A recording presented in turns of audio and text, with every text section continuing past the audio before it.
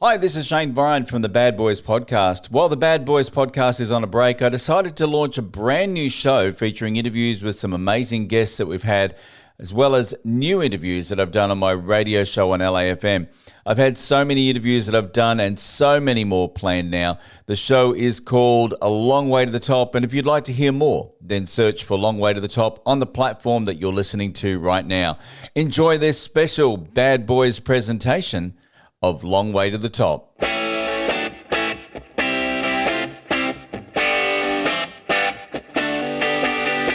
This is Long Way to the Top, and I'm your host, Shayne Bryan. In the words of the immortal AC/DC, it is harder than it looks. These interviews will give you a glimpse into the lives of the artists that we've sung along with, danced and rocked out to. Some go deep into their past and others celebrate their recent releases. But all of them show that regardless of who you are, it's always a long way to the top.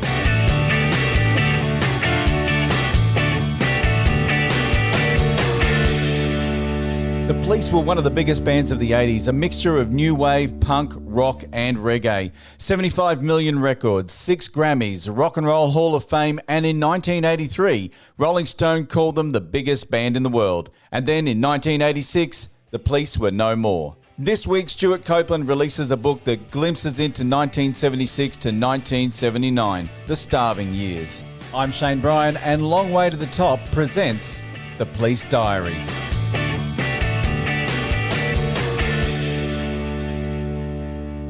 Stewart Copeland, welcome to the show. Voila! How the heck are you? I am fantastic. Thanks for joining us. And sensational book. It's called The Police Diaries. It is out. And I've got to say, I've been absolutely devouring it. Well, I'm glad you're enjoying it. It was fun to make it. I found these diaries that have been sitting in a drawer right over there. They're tiny little books, about that, big. So that they don't take up much space. But, I got a lot of flack with my first book because it was kind of like about all the weird stuff that happens when you have already been in a huge rock band, just the wild things that happen. But that's not the story that people wanted. They wanted to hear how the police all started. So this is that book. You've subtitled it "The Starving Years." I think is what I read. Well, when we got fed, the story got boring. It got a little repetitive. One stadium looks like another. But the hungry part, the first couple of years was when it was the most interesting part of the story. And look, it covers for those who don't know the start of the Police. It covers that 1976 through to 1979, during the years when you started out in Curved Air as the drummer. Yeah, prog rock. Well, that was the time of the cusp. Yeah, where it was all change, from old wave to new wave, from long hair to short hair, from flower power to glue power, from pot to glue, from peace and love to let's burn it all down. Yeah. All kind of, it was all kind of symbolized by a whole new hairdo. That's exactly right. My two groups of that period, Curved Air and Police, were exactly on both sides of that. Curved Air was an OG prog rock band. We played noodly, noodly, noodly, noodly, a lot of triplets, a lot of fancy stuff. And it was an old-fashioned record company deal where it felt like we were the product inside the cans of beans that they were selling, and it was just like it was all industry. Yes. And then this punk thing came along, which was DIY. You could do it your darn self. So I immediately wanted a band that could be independent like that. And I want a 3-piece band. I need a bass player and a guitarist, one of whom has to sing, because I can't. I'm breathing too hard as I'm banging stuff. And I remembered that one night up in Newcastle on a night off with Curved Air, a local journalist dragged us out to the Polytechnic there, where there was a kind of a jazz band playing. They're actually pretty good. But the first thing I noticed was that bass player. Yeah. He's got his own bass, he can sing, and he's got his own amp. Yeah. But the main thing that I noticed was this unmistakable celestial glow descending from the heavens and alighting upon his magnificent brow. The man had charisma out to here. Yeah. And Andy had his own amp. Yeah. So later, I called that journalist and said, "Hey, can you give me that bass player his number?" And I started telling him about how this cool scene is happening in London. These new clubs are opening up, new bands, new everything. There's this thing called punk, and immediately the temperature dropped like 30 degrees. Yes. Whoa, no, you don't. I'm not giving you his number," said the journalist, Phil Sutcliffe. We shall name him. Yes. And he refused to give me the number because he didn't want me, like ruining Newcastle's finest jazz band. Yeah. By punk. Are you kidding? Because everybody who had a job in the music industry, for them, punk was the barbarians at the gate. Yeah. All that is sacred shall be pissed upon. And so he wouldn't give me the number. Oh, darn. So I hang up and I'm walking around the circle, an urgent circle in my room. And I think, oh, I've got a winning argument, a more persuasive argument, such as, along the lines of, "Give me his fucking number." So I called him back and he didn't pick up. His girlfriend did. Yeah, nice. And she says, "Oh, Stewart Copeland from Curved Air. Oh, Phil's such a fan of her. Is there anything I can do for you?" Well, as it happens, do you know the number of that bass player? He said, "Oh, Sting. Oh, sure, I'll go get it." And I can hear flip clop away together, then click clock away. Oh, here it is. 027-531-894. Is that still his number? By the way, that's still his number. Yeah. You can call him on that number and tell him Stewart sent you. So 2 minutes later, I hear that voice on the other end, that voice that husky voice with which we are all now so familiar. Yes. And the first thing he says is, "Keep talking." Yeah. And in those two words were a couple of things. First of all, I called him up. "Hey, I'm in London. I play in this great big band, Curved Air, and I got it all going on. And I'm building a group, and we're going to conquer the world. It's all great." And with this convincing certitude. But here's the deal. I'm only interested in you, not your band. I mean, just are you an individual or? And he says, "Keep talking." Yeah, nice. And right there, I knew that, okay, he's a free agent. Yeah. This could work. But the other thing was that was our relationship for the next 2 years. I had to keep talking. Yes. Yeah, we got a rehearsal coming up. Yeah, we got gigs. We got, okay, we're doing a photo session. It's all going to happen. People are really talking about our. I had to keep the hype going. Talking it up for a couple of years. Yeah. Well, during that period, we didn't have Message in a Bottle or Roxanne. Every Breath You, none of them. We didn't have anything. We had these crap songs that I wrote, which were just basically bass lines with yelling. And the miracle is that Sting didn't run away. Yeah. We, after that conversation on the phone, my phone rings and it's him. Hello, it's Sting. Funny how singers have crap They do, voices. don't they? Yeah, they do. And I'm downstairs. He was in a phone booth on the street outside my flat, which, long story, in the book, we had a 2-story Mayfair apartment. And Mayfair is like the purple, most expensive zones on the British Monopoly board. Yep. What we were doing there, long story, but this apartment was like just with carved furniture, heavy drapes, ethnic exotic stuff climbing the walls. It was like, if Vampire Lestat had an apartment in London, this is what it would look like. Yeah. Gothic hardly does justice. Yeah. Anyhow, he comes up and he looks around. Wow. And I say, "Here, take this." And I hand him a bass.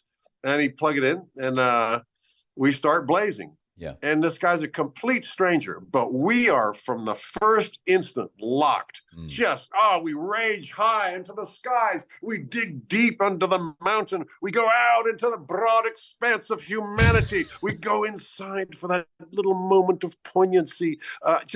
It's all just the chemistry was immediate and powerful. Yeah. Yeah. And so that's where it all began. The big single that you first came up with was released and then reviewed by none other than Mick Jagger. Well, he was doing a publicity stint at Melody Maker, where he was reviewing this batch of singles. And by the way, this was not of the caliber of any of the songs that Sting would eventually write. This was one of my crap songs. I thought it was pretty good.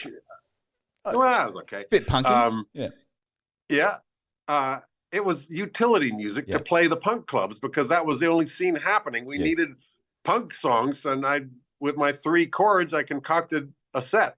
And that's the other miracle is that I played him my demos of my stuff, and instead of running for the hills, I kept talking. Yeah. And that's what held it together.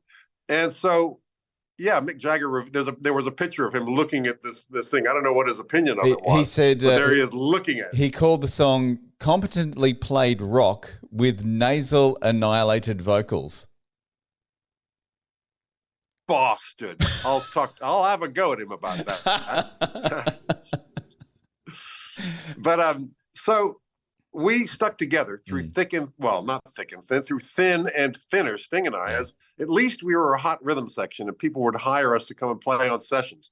Then we were playing the punk clubs. We did it, on tour with Cherry Vanilla. We actually were in business. We were playing all these different places. The critics, apart from Mick Jagger, immediately spotted us as carpetbaggers because we obviously were serious musicians. We were 5 years older than Generation X and the Sex Pistols and the Clash and the Damned and all those guys. They picked up their instruments yesterday, but they had that panache, that naive panache and energy, which gave them all that charisma. But we were professionals. Yes. And so we were kind of not getting anywhere. But one day we ran into, we did a session, and the guitarist in that section walks in, Andy Summers. And we had started out with Henry Padovani, who knew the 3 chords that I knew and that I taught him.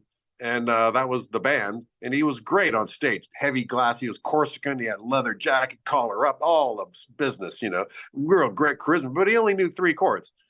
Somehow Sting survived this lack of, this punk thing.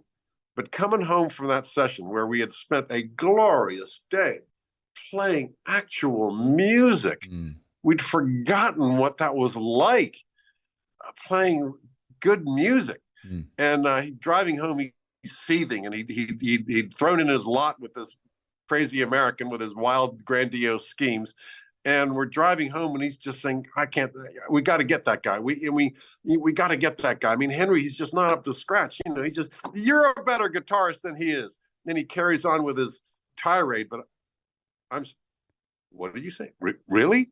Really? Yeah. And whatever he's screaming about, all I can focus on is, wow, what an unexpected accolade. I'm better than anybody, And I loved what you said in the book, and if I can read this little bit out, you said, and then the guitarist walked in. It was the storied alpha session player known as Andy Summers. Once again, an encounter that changed everything goes unmarked on a diary page. In the movie version of this scene, there would be angelic music of revelation. Absolutely. It changed our life. It changed the whole everything. And but I'm humoring him. We're not going to get this guy. We can't afford this guy. I mean, there's no way. But we did play a show with Mike Howlett, whose session it was. Yeah. And by the way, he later released an album called Police Academy, which is those sessions. I mean, he woke up 20 years later and said, wait a minute, my solo album, The Police of the band. Yeah. And they're playing like they never played on their own records because it was all chops out to here. It was like musical exploration. It really is. It's called Police Academy. Yes. Anyway, so he did a gig in Paris. Andy was at the gig. We got to know him a little bit better. We were playing a show at the Marquee Club in London, and Andy jumps on the stage and burns the house down. Yeah. And we're considering, oh God, I mean, and one day, soon after the Marquee thing, I ran into him at a tube station, Oxford Street Tube, and he pulls me over. Stewart, let's have a coffee. You and that bass player, I really think you've got something, but you need me in the band, and I accept. That's our Andy. That's direct, to the point. And I didn't believe him, and I had to kick the wheels a little bit. So, that's amazing. That's amazing. Sting and I have been talking. I mean, I can't believe it. You're saying this. But we haven't got management. I'm the management. Yeah. There's no backing. I'm the manager. That's it. Me on the phone. Yeah. And we haven't got we've got a record company, but that too is me with a letraset, doing art myself with glue and bits of paper and so on. But we do have a road crew. That's you. But he persevered. I mean, he insisted. You know, I guess he'd played with everybody from Neil Sedaka to Soft Machine. Yes. And he insisted. Yes. So we made it happen. What was he thinking? I have no idea what he was thinking. Henry Padovani. So he was out. He was gone. His first mission was to nuke Henry. Yeah. Which was tough because, you know, he was our best friend. He was the life of the party. You know, Sting was, you know, hadn't really emerged yet. I mean, he was an incredible bass player. We had this thing going on, and he was a great front man, yelling at the audience and abusing the audience, which they loved, by the way. And he had all that going on, but we weren't going anywhere. As soon as he heard Andy's musical vocabulary, that's when Sting started writing songs. And he, you know, as soon after Andy joined, Sting pulls out, you know, Can't Stand Losing You, Roxanne, Born in the 50s. And every song that he pulls out, because Andy can play what he can write. Yeah. And we had no idea. Sting had no idea what was under the hood. He didn't know he could write hits. He was a jazz musician. They played long, involved jazz compositions, you know. But he learned how hit songs work, how a pop song works. Verse, chorus, something else for the bridge, verse, chorus, out. Very simple. And he learned from playing the cruise ships, you know, about pop music. He didn't like it, but he knew how it worked. And the punk scene taught him to, you know, just distilled all of his musicality into the fewest ingredients. But then you add Andy's vocabulary, and all that he had learned came together. Yeah. And to his own surprise, he became one heck of a songwriter. Yeah. Yeah, and of course, Roxanne, the big single that was the first release, I guess, to radio. Second release. The first release was Fallout. Yes, on my own illegal records label, which it was me on the telephone selling boxes of records. You know, I'd call up a record store in Birmingham, and I got this record. We're called the Police. What are they called? Police? Yeah, that's a bit punkish. Has it got a picture sleeve? Yep, it's got a picture. Is it hostile? Yep, hostile. Short hair? Yep. Send a box. because these record stores, nobody was playing this on the radio, but the record stores soon discovered these wild looking kids that come in there and say, "Where's the punk?" Yes. So they had a rack with punk, and there were very few records, and we were one of the first. And we sold a lot of records. We made profit enough to go and record another single after that, and then an album. Yeah. Without the record company, it was us. You know, the money came in. I was using my brother Miles's offices, which is the only way we could get paid. Yeah. And we actually were able to make a living from our own crap record. But then Sting started to write real songs, and we started to make real music, and we ended up with a real record company. Yeah. But that didn't even work either. That sank without a trace too, until Clark Kent showed up. Yes. Now I do want to get to Clark Kent. One thing, because that's a really interesting period of your life. One thing that I want to mention first is Roxanne. You sent that to the BBC, and the BBC said, "I'm sorry, it's about prostitutes. We can't put this into our playlist." Who had the brilliant idea to put "Banned by the BBC Radio"? That's our brother Miles. Well, all of us. I mean, the brothers Copeland know how to sell shit. And just because we didn't make their playlist, probably for no reason other than they didn't get it, or one reason or another, we didn't make the playlist. Yes. And so immediately for us, banned by the BBC. Thus is how dangerous this group is.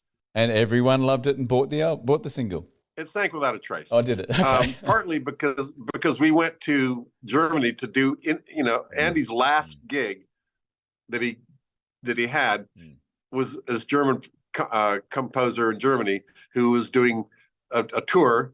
And by the way, he needs a drummer too. So Andy and I went over there and soon convinced him that he also needed a bass player. And he kind of liked the idea because it was this show. He had lasers, he had a ballet, jazz, saxophone, and punk group. Yes. That was us. He kind of liked the idea. It made him hip and new. And so over there with Eberhard, after we'd been playing for a while, playing our crap punk music, Eberhard wanted us, no, out, go out. And so we just, without any London critics around us, we could play any darn thing and not get busted as actual real musicians. And so in Germany, we're playing there, and there was this jazz singer. And, at the first show, we were under rehearsed. We hadn't even rehearsed the whole set. But at one point, the jazz singer does her thing, and we're still trundling along, wondering what we're supposed to do next. Sting walks up to the microphone and starts singing. And Andy and I, we'd never heard him sing before. We'd only heard him yelling.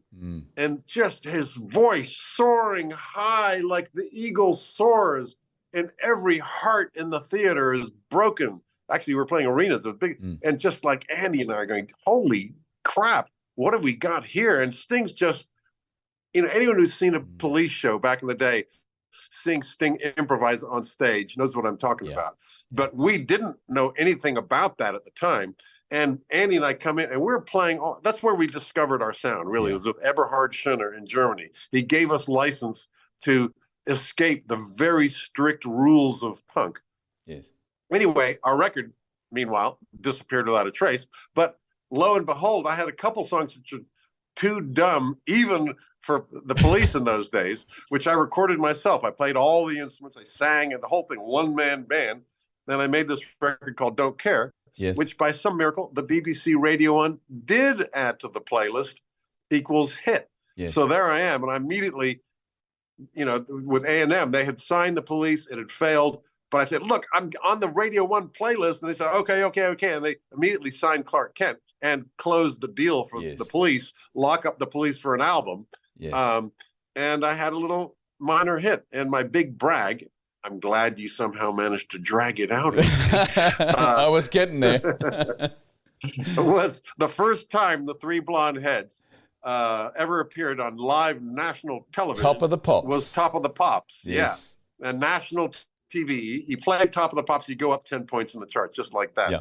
And so I don't miss an opportunity to remind my two erstwhile colleagues, the first time I put you on the map, the first time you were, and the best part of all is we were in masks because nobody knew who Clark Kent was. It was a secret identity. And everybody in London, the zeitgeist was asking, who is Clark Kent? Didn't last long. They soon found out it was the dodgy drummer in that dodgy fake punk band, the Police. And but there we were, and my buddies were there in masks, gorilla masks, and there was old Stingo playing my bass line, miming to my bass line and performance as well. I shall never let him forget it. Of course, he got his revenge, and I ended up, but I still have that little straw upon which I clutch. And of course, no one could understand what you were singing, though, because the mask was just so, there in your face. Well, yeah, it was like green paint and cellophane, cling film. But actually, the BBC wouldn't let me do that. It's, it will scare the children, And we went through everything to try and do, I couldn't wear a mask because you can't see the mouth moving. That's no good for miming. And so I had some makeup that was supposed to obscure my identity. Luckily, nobody knew who I was anyway. But it wasn't long before the damned NME, New Musical Express, busted me, and that was it for Clark Kent. In the nick of time. Yes. Because as you will see in my diaries, I had all my notes of all the stuff that was happening, but I had my other notes, my other writings, my just ranting and raving on the page there, grievance nurturing, grandiose schemes, what have you. And I'm having my own hit. I don't need those guys. Fortunately, Clark Kent disappeared without a trace before I did anything rash. Well, I particularly love the line in Don't Care where you sing, if you don't like my arrogance, you can suck my socks. I thought that was poetic brilliance. I had to change that for the BBC performance. It's actually out there. You can find it. I think I've got it on my YouTube site. And you can see Sting's the one. You can tell who Sting is right away. He's the one in the gorilla mask. Andy is wearing a Brezhnev mask. And the two other guys on drums is my old friend Florian Pilkington Mixa, who was my predecessor in Curved Air. And Kim Turner who became the Police's tour manager. Yeah, right. And I also believe that there are some demos floating around with Sting actually singing on them. Oh, yeah. Yeah. In the book, the deluxe version of the book, I think there's a couple left. Right.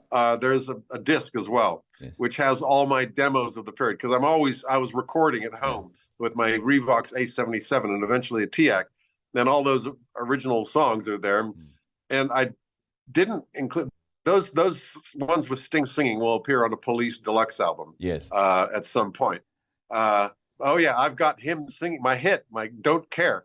I've got a recording of him singing it. Wow. Oh, the cruelty. The whole period of this time really showed, and you wrote this in the book where you said, curved air had been a breeze, but the police was a hard slog every inch of the way. Even when success found us, we were slogging up the mountain. Absolutely. You know, we look at a band like the Police and we go, wow, look at them. So good. They became so big. And we forget that there was a period where you're eating beans out of a can. Absolutely. And it was during that period that we learned, honed our sound, paid our dues, got it together. And it took all that work. But even when we started to make it, we drove ourselves. We got a hand, you know, our fingernails clawing on the mountainside, climbing up.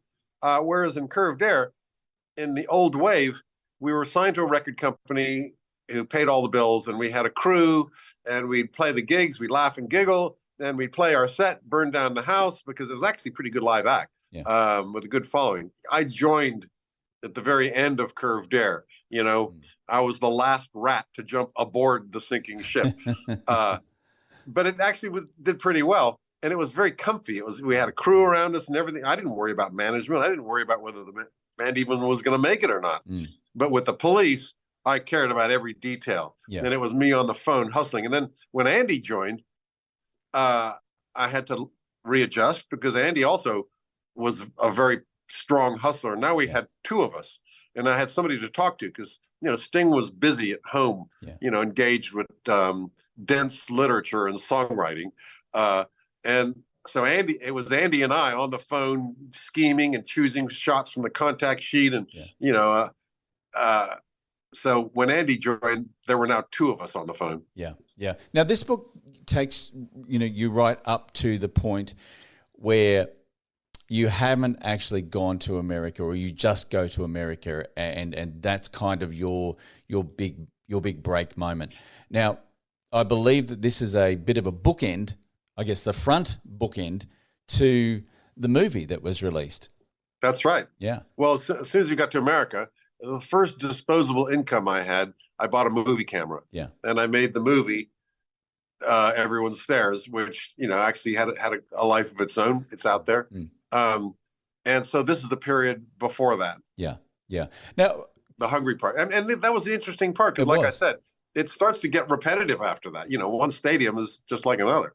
I'd love to fast forward to 1984, after Synchronicity Tour, and the band went on hiatus. Did anyone really know? In Melbourne, yes. In Australia. Yeah, we finished up in Melbourne. Yeah. You all went your separate ways. Did anyone really know at that point? Did you sit down and have a discussion and go, hey, guys, that's it? Yes, we did. You did? We had decided that we were going to take a sabbatical, a hiatus. We just none of us could do anything. I had scored a film for Francis Ford Coppola, and I really liked that work because the Police, as you might have heard, was hard environment. Yeah. It was like a Prada suit made out of barbed wire. And we drove each other crazy because of our differences and so on. We now understand that it was that conflict of musical purpose that made the Police what it was.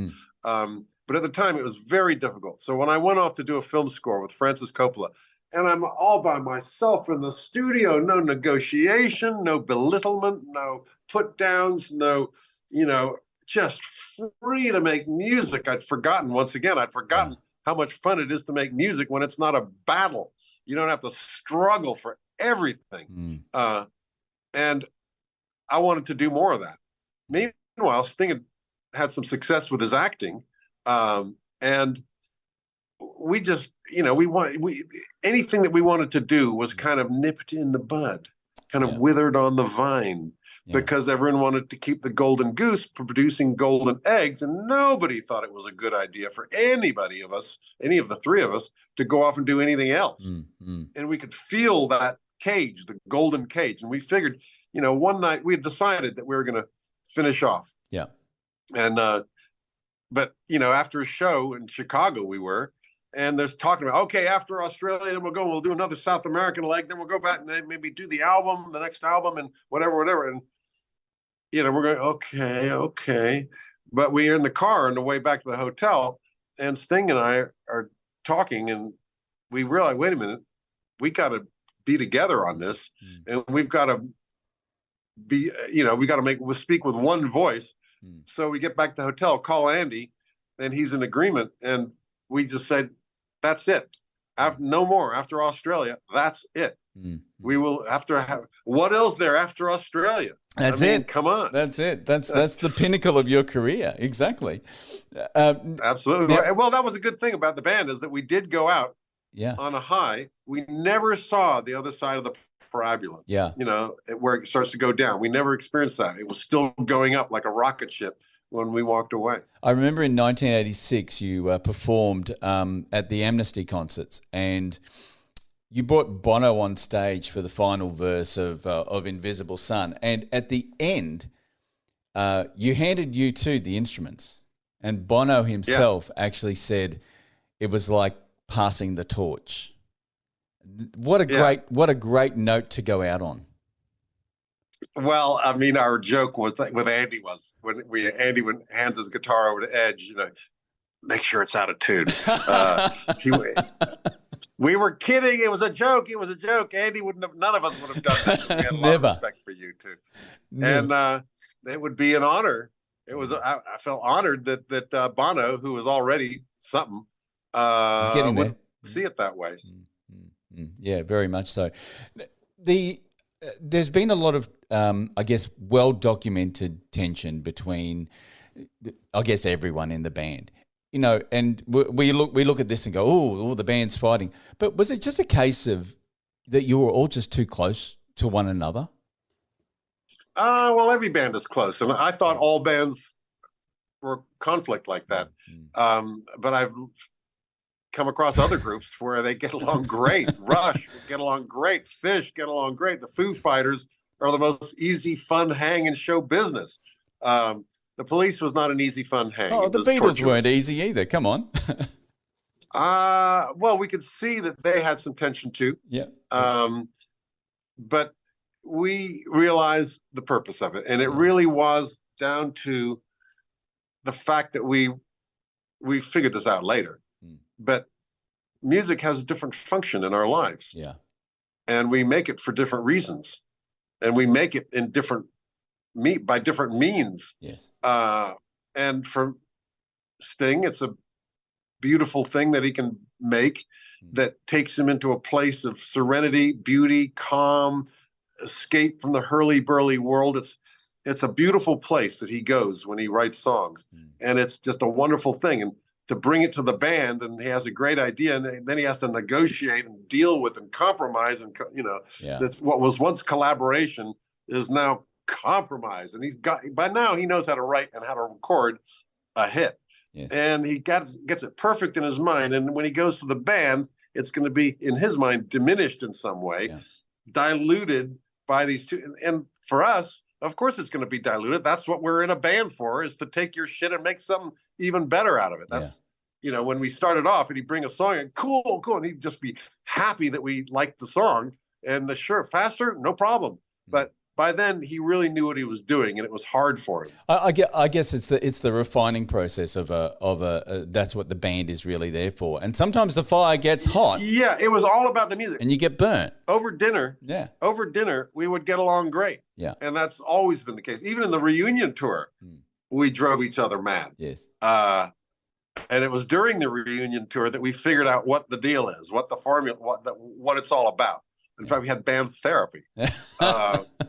And it worked. Yeah. And we still had the problem. I mean, he still has to sing his beautiful songs with World War III going on over his left shoulder. And I'm having my fun playing the song, burning down the building, but I've got to, okay, every now and then, can I ease it off a little bit and let the guy sing his song for a minute? Yeah. But there was that tension all there. But as soon as we're off stage, we're back in the pocket. And to this day, we are very tight. Yeah. Yeah. Well, the book is out. Well, you can order it, pre-order it now. There's several different copies. There's I think 500 copies of the signature edition and 100 copies of the ultimate edition. I think there's still some left. None of the ultimate. The ultimate's gone. All gone. All gone. The middle one where you get the book and you get a poster or something. I'm not quite sure what you get and you don't get. CD of unreleased recordings. Yep. You get the CD of unreleased recordings. That's what you want. That's what you want. And it's called the Police Diaries. I'll put the link to where you can get it on the description for the podcast. I just also want to make a quick brief mention of the symphony versions that you have put together. Oh, yes. Which I is want to bring that to Australia. Fantastic. Yeah. Yeah. It's Police Deranged for Orchestra. Yes. Where I took those derangements, which was the score of the film that I made, where I cut up all the songs and did these wrong versions of them.